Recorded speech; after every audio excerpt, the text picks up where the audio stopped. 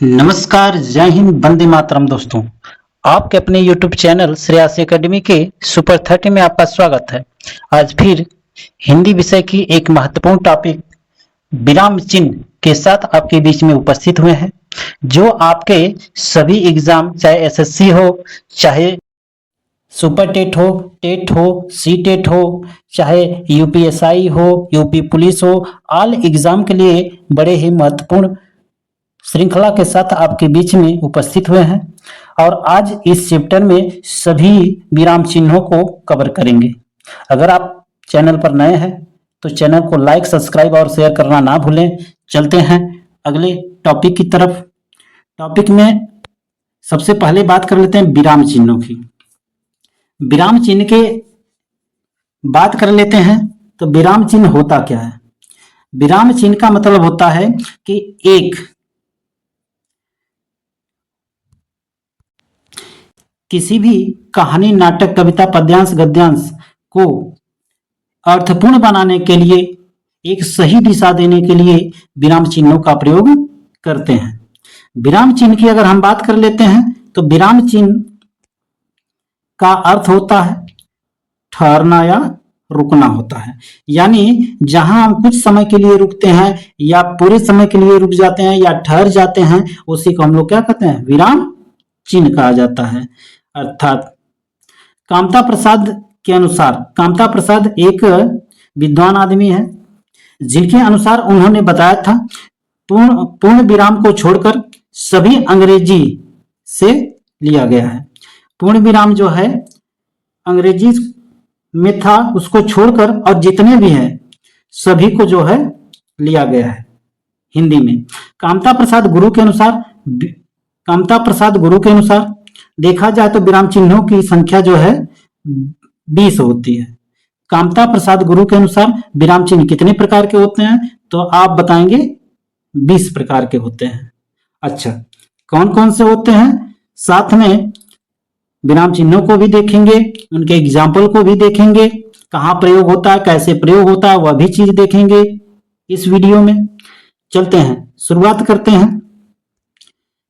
सबसे पहले पूर्ण विराम की बात कर लेते हैं। पूर्ण विराम का चिन्ह आपका ये होता है इस तरह से। यह कहाँ प्रयोग होता है? जैसे एग्जाम्पल के थ्रू हमने आपको बता दिया कि जैसे दहेज के लिए हम प्रयोग करते हैं कि यह दहेज प्रथा भारतीय जीवन पर लगा कलंक है, तो यहां पे क्या लगेगा? अंतिम में, लास्ट में, वाक्य के अंत में पूर्ण विराम का प्रयोग होता है। यहीं पे अगर बात कर लेते हैं अर्धविराम की अगर बात कर लेते हैं तो जब कई चीजों को एक साथ लिखना होता है, कई डिग्रियों को एक साथ लिखना होता है, तो बीच में हम लोग अर्धविराम का प्रयोग करते हैं। छोटी छोटी चीजों को अलग करना होता है, कुछ समय के लिए रुकना होता है, तो उस समय हम लोग क्या करते हैं? अर्धविराम का प्रयोग करते हैं। अच्छा, यहीं पे बात कर लेते हैं अल्प विराम की। अल्प विराम क्या होता है? तो अल्प विराम की बात कर लेते हैं तो जैसे कोई वाक्य दे दे और उसमें कई महापुरुषों का नाम दे दे, तो उन महापुरुषों को अलग करने के लिए, उन महापुरुषों के नाम को अलग करने के लिए हम इसका प्रयोग करते हैं। जैसे गांधी, जवाहरलाल, लाल बहादुर शास्त्री सभा भवन में पधारे, अर्थात गांधी जी अलग हैं, जवाहरलाल नेहरू अलग हैं, लाल बहादुर शास्त्री अलग हैं। इन लोगों को अलग करने के लिए हम लोग अल्प विराम का प्रयोग करते हैं। एग्जाम्पल एक बार समझ जाएंगे तो एग्जाम में आए हुए प्रश्नों को सरलता और आसानी से आप कर ले जाएंगे। चलते हैं आगे की तरफ। योजक चिन्ह की बात कर लेते हैं। योजक चिन्ह क्या होता है? योजक चिन्ह दो समान और असमान शब्दों के बीच में लगाया जाता है। दो समान और असमान शब्दों के बीच में लगाया जाता है। जैसे माता पिता, माता और पिता समान और विपरीत चिन्हों के बीच में लगाया जाता है।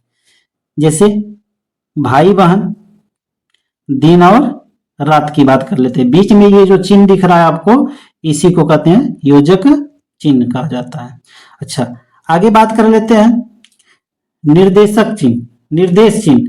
निर्देश चिन्ह क्या होता है? निर्देश चिन्ह। निर्देश चिन्ह क्या होता है? तो निर्देश चिन्ह आपका ये होता है, डबल पाई होता है। निर्देश चिन्ह में यह बताया जाता है कि जब किसी के द्वारा विशेष मूल बिंदु पर फोकस किया जाता है, जैसे महात्मा जी ने केवल 2 बात बताई, केवल 2 बात बताई, सत्य और अहिंसा, तो यहां पे क्या लग जाएगा? निर्देशन चिन्ह लग जाएगा। आगे बढ़ते हैं। रेखांकी चिन्ह, विशेष महत्व के लिए रेखांकी चिन्ह का प्रयोग करते हैं। अच्छा, विशेष महत्व के लिए, जैसे अगर हमने बात कर लिया कि विशेष महत्व के लिए रेखांकी चिन्ह का प्रयोग करते हैं, जैसे राम काला है, अगर यहीं पे कह दिया जाए राम बहुत काला है तो बहुत आपका विशेष हो जाएगा। तो उस विशेष चीजों को दिखाने के लिए हम रेखांकी चिन्हों का प्रयोग करते हैं। विवरण चिन्ह की बात कर लेते हैं। तो निम्न शब्दों की जब व्याख्या करनी होती है, किसी भी शब्द की व्याख्या जब करनी होती है, जैसे संज्ञा और सर्वनाम, इनकी व्याख्या हम करनी होती है, तब हम लोग क्या करते हैं? संज्ञा हो गया, सर्वनाम हो गया, और कोई भी शब्द हो सकता है जिसकी हम व्याख्या कर सके, उसे हम लोग कहते हैं विवरण चिन्ह कहा जाता है। प्रश्नवाचक चिन्ह क्या होता है? प्रश्नवाचक चिन्ह आपको पता ही है, ये होता है कि जब, कब, क्यों, कैसे, जब किसी से सवाल किया जाता है, जब किसी से सवाल किया जाता है तो प्रश्नवाचक चिन्ह का प्रयोग करते हैं। आगे अगला देखा जाए विस्मयादि बोधक चिन्ह। विस्मयादि बोधक चिन्ह क्या होता है? विस्मयादि बोधक चिन्ह वह होता है जब कहीं आश्चर्य की बात आ जाए, जहां आश्चर्य की बात आ जाती है वहां पे विस्मयादि बोधक चिन्ह, जैसे वाह,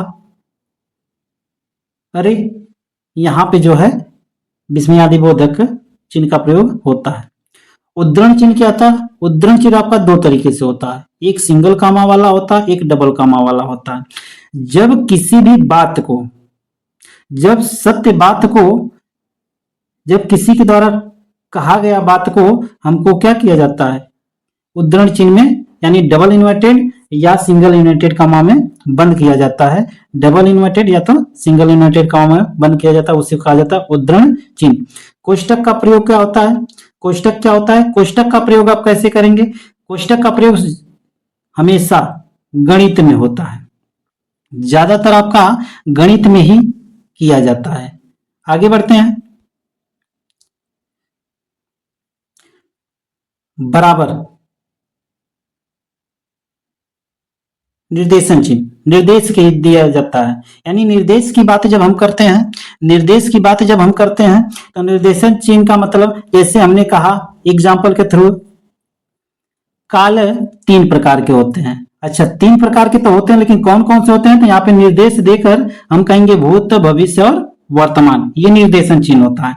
आगे समता सूचक की बात कर लेते हैं। समता सूचक क्या होता है? समता का मतलब समानता की बात कर रहा है। अच्छा, जब 2 शब्द एक दूसरे के समान होते हैं, जैसे सागर और समुद्र एक दूसरे के समान होते हैं, इसलिए इनके बीच में समता का प्रयोग होता है। परिणति सूचक क्या होता है? परिणति सूचक का मतलब छोटा या बड़ा, जहां दर्शाया जाता है छोटा या बड़ा, वहीं पे क्या होता है? परिणति सूचक होता है, वहां पे परिणति सूचक होता है।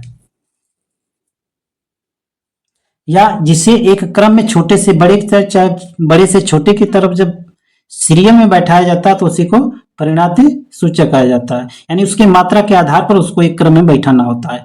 आगे बढ़ते हैं। आगे आपका है अपूर्णता सूचक। अपूर्णता सूचक का मतलब कि कोई भी चीज, कोई कहे गए कथन में बीच में कुछ खाली स्थान छोड़ दिया जाता है तो उसे क्या कहता है? अपूर्णता सूचक कहा जाता है, यानी कोई भी वाक्य पूरी तरह से पूर्ण नहीं हो, कुछ छूट गया हो, ठीक है, या को आधा शब्द कहना और आधे शब्द को समझना पड़ता है, इसी को हम क्या कहते हैं?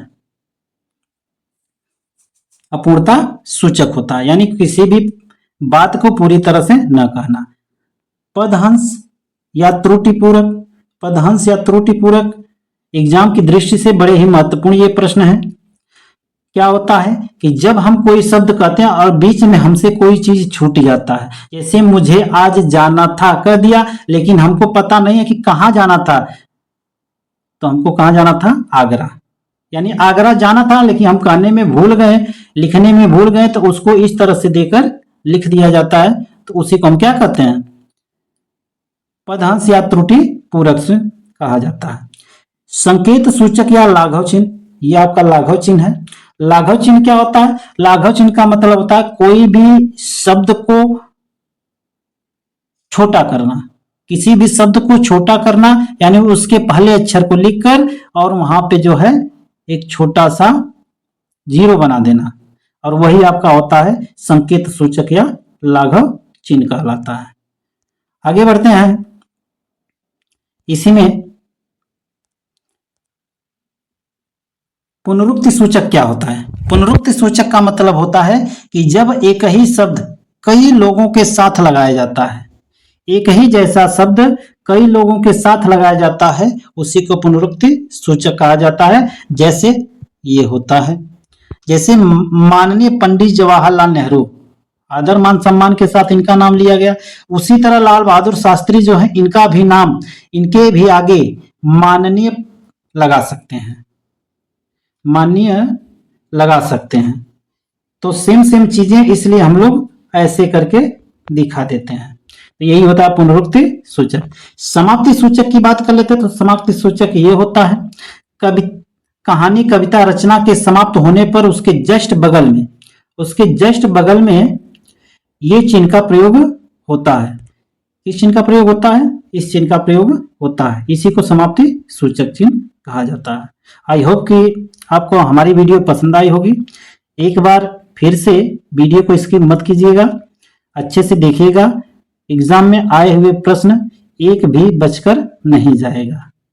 तो मिलते हैं अगले वीडियो में एक नए टॉपिक के साथ। जय हिंद, वंदे मातरम।